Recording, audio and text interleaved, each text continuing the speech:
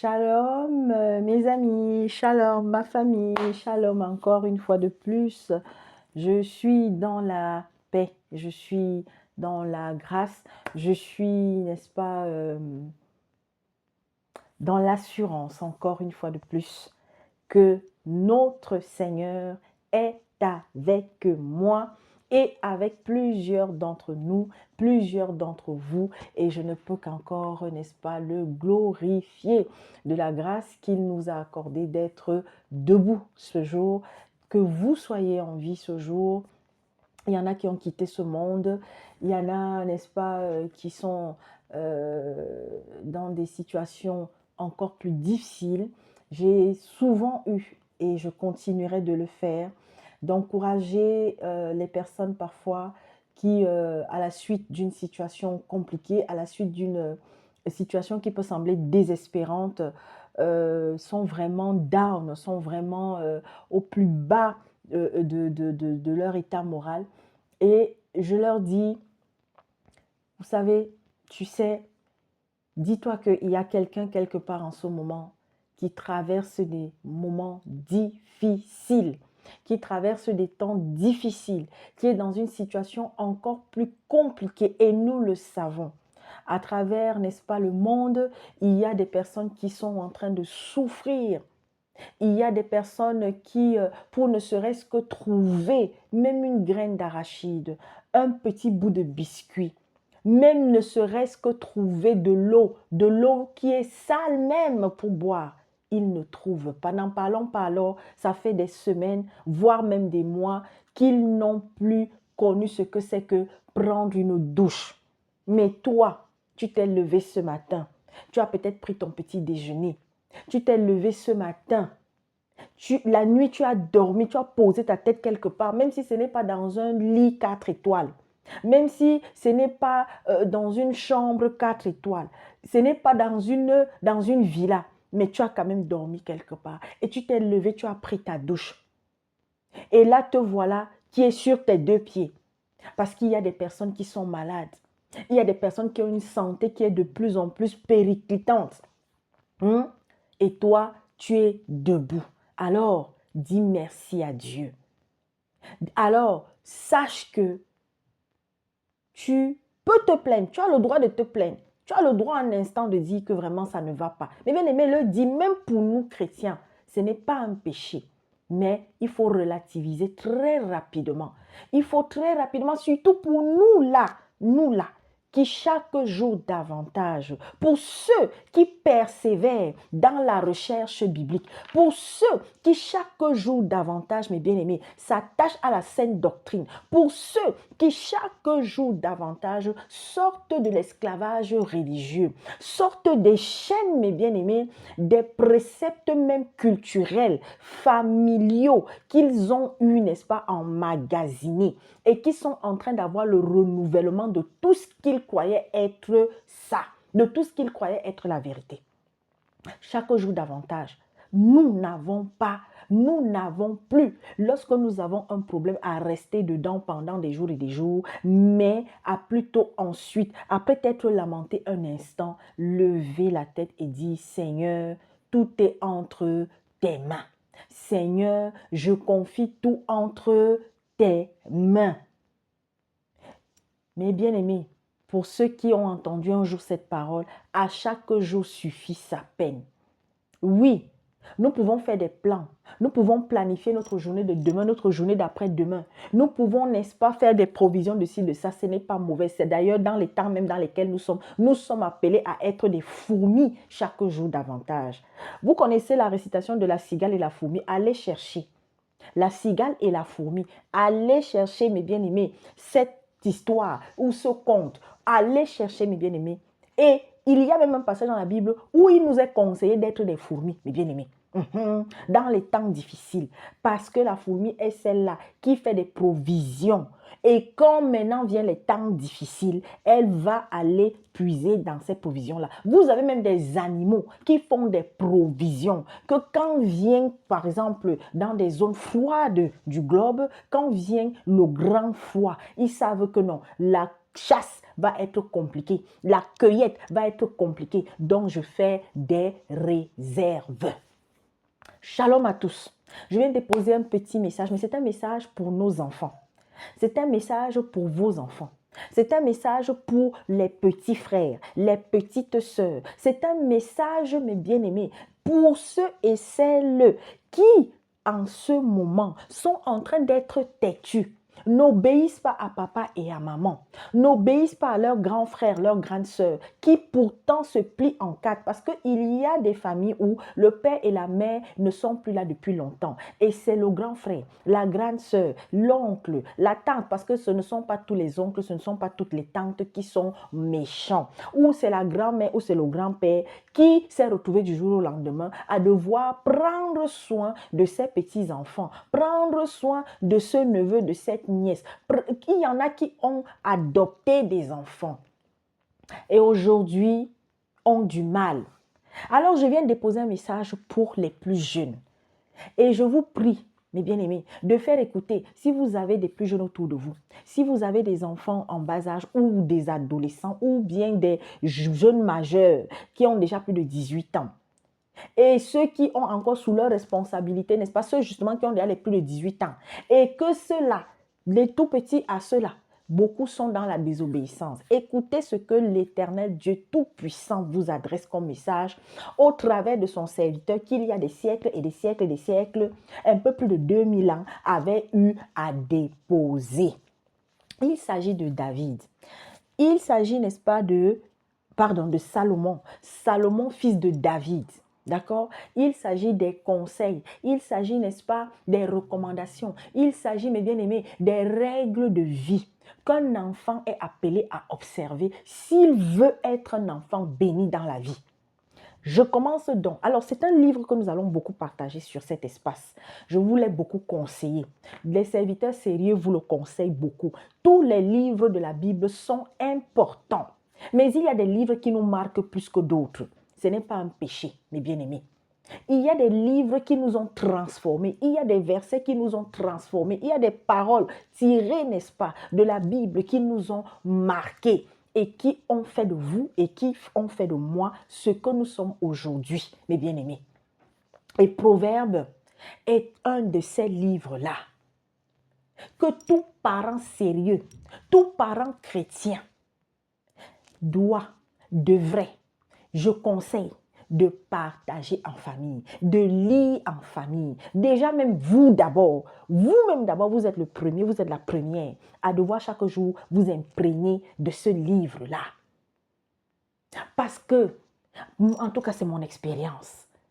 Lorsque j'ai commencé à lire ce livre, bien aimé, quand vous parcourez, comme d'ailleurs toute la Bible, c'est vrai, mais il y a des livres que ma bien-aimée, quand vous lisez, je vous assure que c'est-à-dire que vous avez l'impression que c'est Dieu directement, c'est-à-dire que sans que ce ne soit par la voix de quelqu'un d'autre qui l'a utilisé pour ensuite mettre ça sur écrit, comme ça a été le cas de la Bible ici, où il va inspirer. Je dis que directement, c'est lui qui vous parle. Pourquoi? Parce que c'est lui qui avait inspiré ces hommes-là. Parce que c'est lui qui avait inspiré ces femmes, ces messagers qui avaient reçu, qui avaient été témoins, qui avaient été des instruments, mes bien-aimés, et qui ont partagé cela et que d'autres ont eu à mettre par écrit ou eux-mêmes ont mis par écrit. Et ça a traversé les siècles des siècles. Alors, Proverbe, je vais lire Proverbe au nom puissant de Jésus-Christ. Alors, j'espère que vous avez une Bible qui a... J'avais déjà parlé de ça dans une vidéo, c'est très important.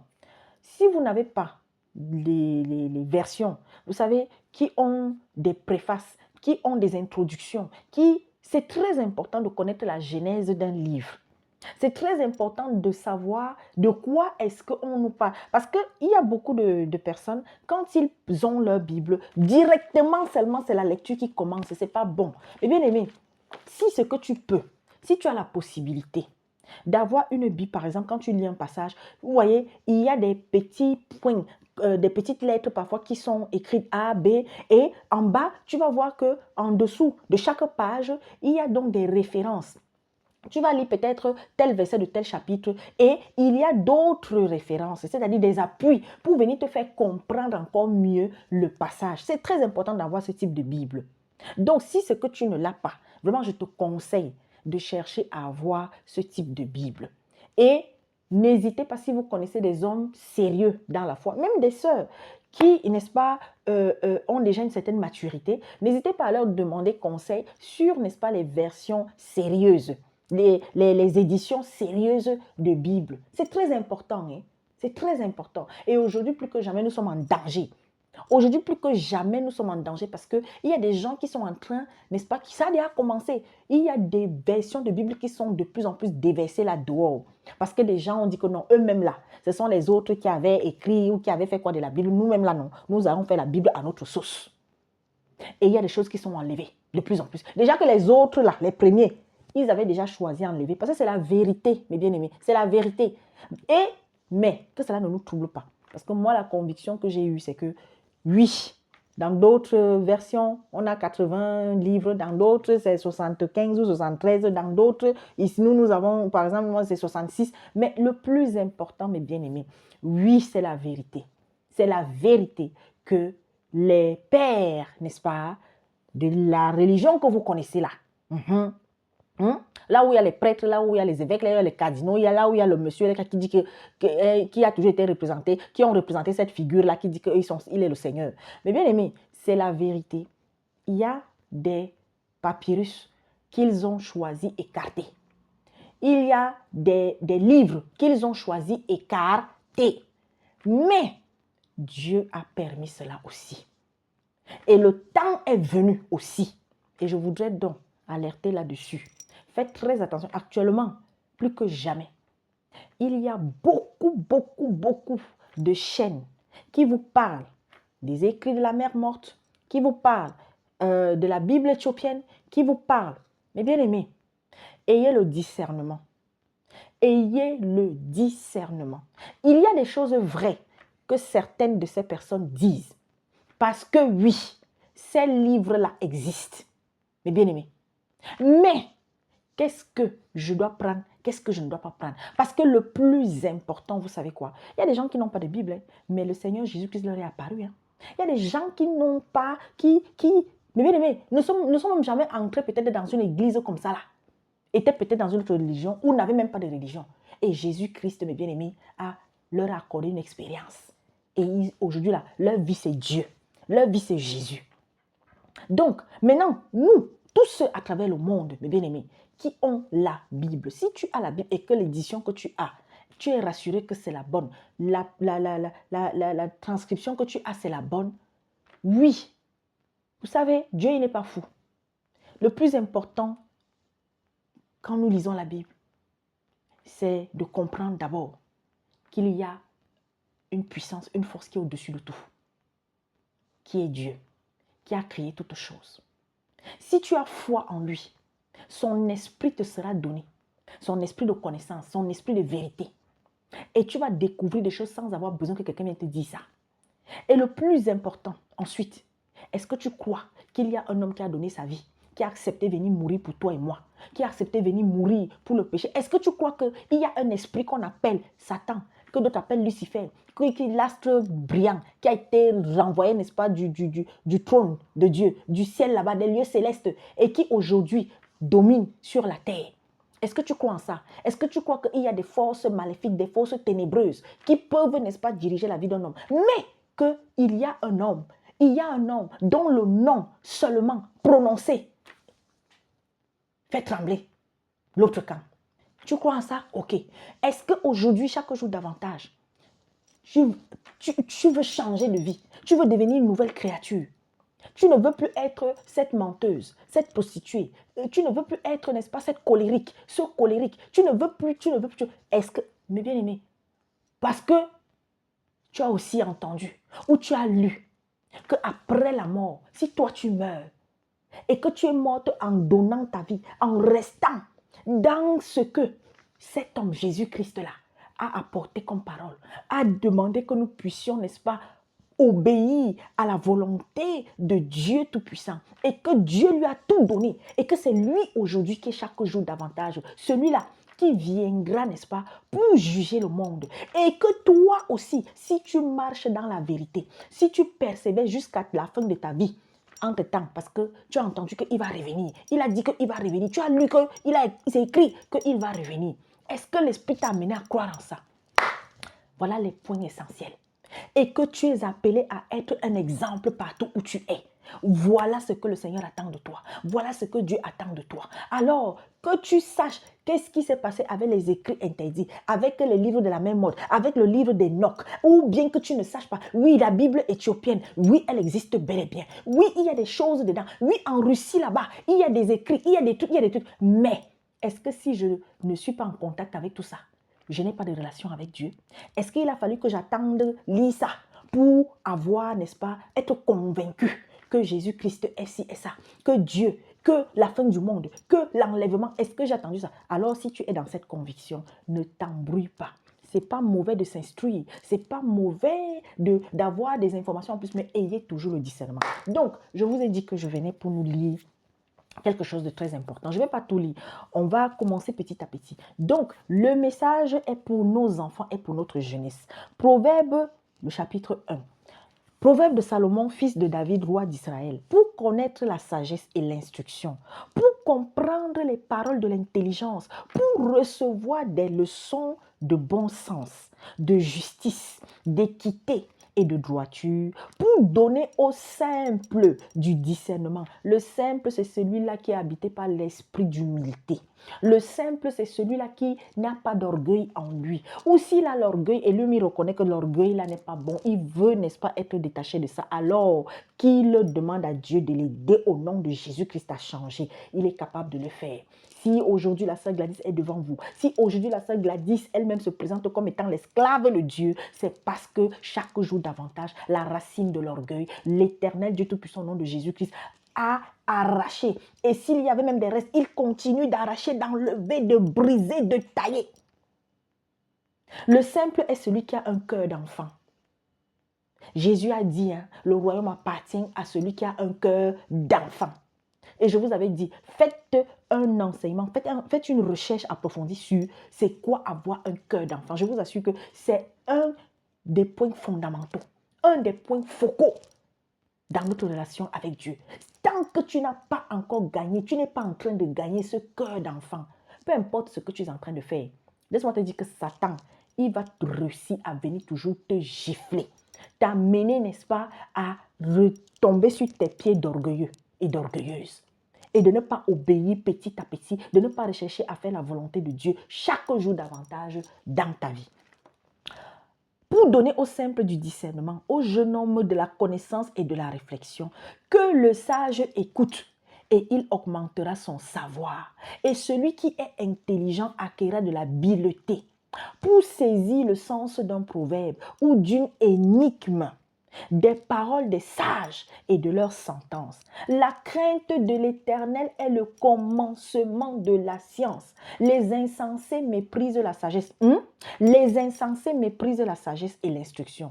Écoute, mon fils. Écoute, ma fille, l'instruction de ton père et ne rejette pas l'enseignement de ta mère, car c'est une couronne de grâce pour ta tête et une parure pour ton cou. Mon fils, si des pécheurs veulent te séduire, ne te laisse pas gagner. S'ils disent, viens avec nous, dressons des embûches, versons du sang, tendons des pièges à celui qui se repose en vain sur son innocence, engloutissons-les tout vifs, comme le séjour des morts, et tout sentier comme ceux qui descendent dans la fosse, nous trouverons toutes sortes de biens précieux. Nous remplirons de butin, nos maisons, tu auras ta part avec nous. Il n'y aura qu'une bourse pour nous tous. Mon fils, ne te mets pas en chemin avec eux. Détourne ton pied de leur sentier, car leur pied court au mal, et ils ont hâte de répandre le sang. Mais en vain, jette-ton le filet devant les yeux de tout ce qui a des ailes, et eux, c'est contre leur propre sang qu'ils dressent des buts. Je reprends au verset 17. Mais en vain, jette-ton le filet devant les yeux de tout ce qui a des ailes, et eux, c'est contre leur propre sang qu'ils dressent des embûches. C'est à leur âme qu'ils tendent des pièges. Ainsi arrive-t-il à tout homme, avide de gain. C'est-à-dire celui qui veut toujours à tout prix gagner. Celui qui veut toujours à tout prix avoir ce qui est meilleur que les autres. Celle qui veut toujours être la plus vue.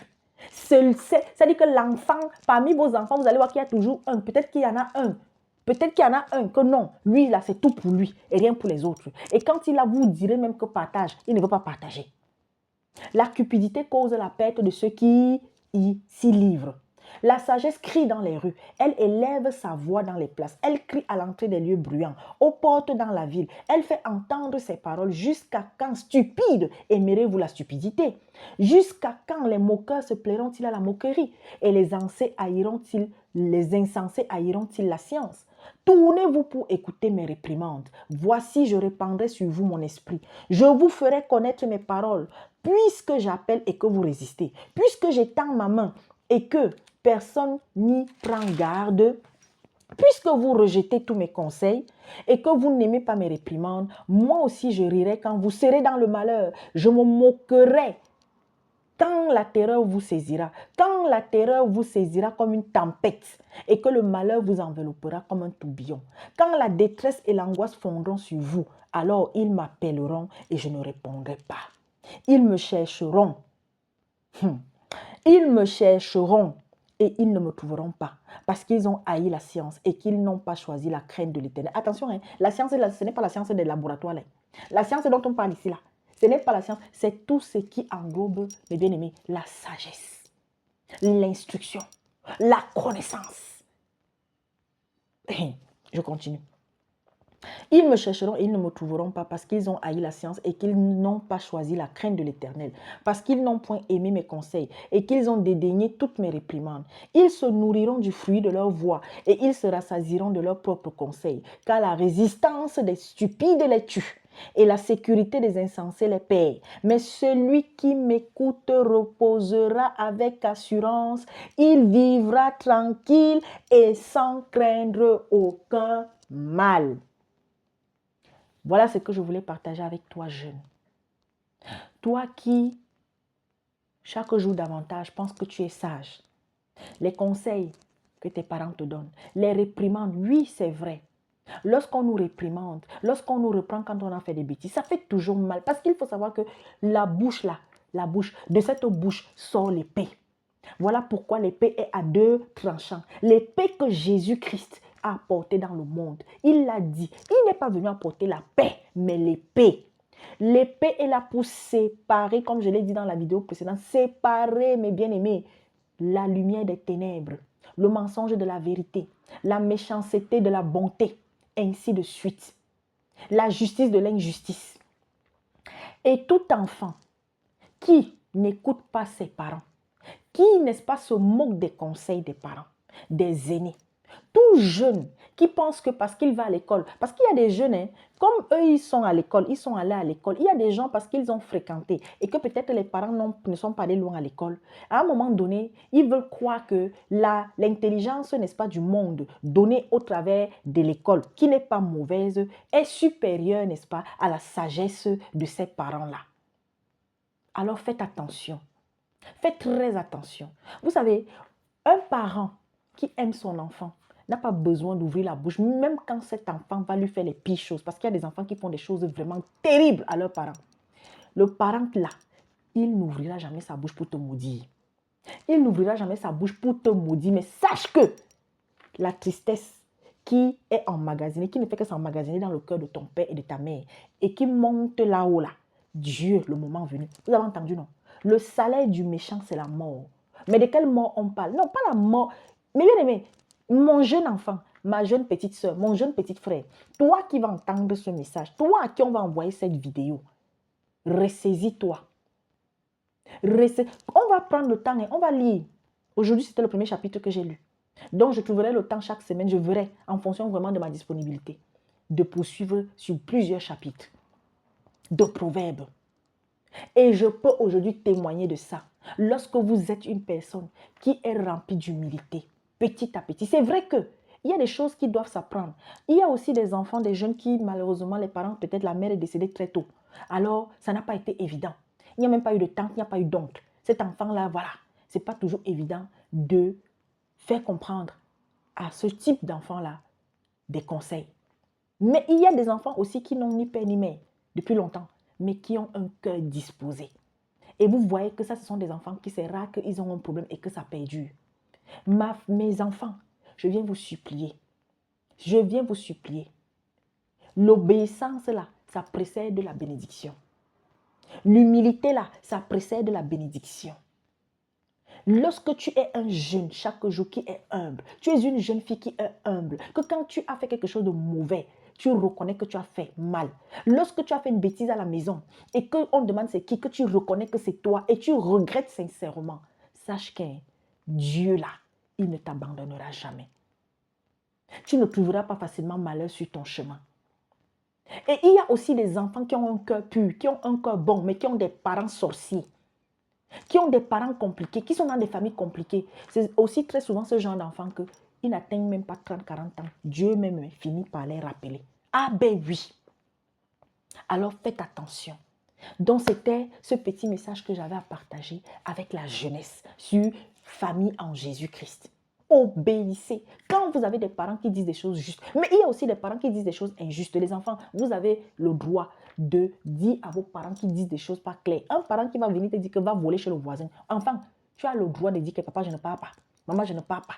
Va même à la police, même s'il faut, pour dire que oui. Si votre père, votre mère là, vous menace, oui, je le dis, pour aller voler, pour aller faire des choses pas bien, vous avez le droit de dire non. Parce que ça va d'abord retomber sur votre tête. Il y a des jeunes aujourd'hui qui se retrouvent en prison parce qu'ils ont eu de mauvais conseils de la part d'un adulte ou des adultes. Il y a des filles aujourd'hui qui se prostituent. Il y a des jeunes filles qui se prostituent parce que ce sont les parents qui les ont poussées à aller le faire. Alors, voilà. C'était pour notre week-end. On entre dans le week-end avec ce message. Et puis, on se dit à la semaine prochaine par la grâce de Dieu. N'hésitez pas.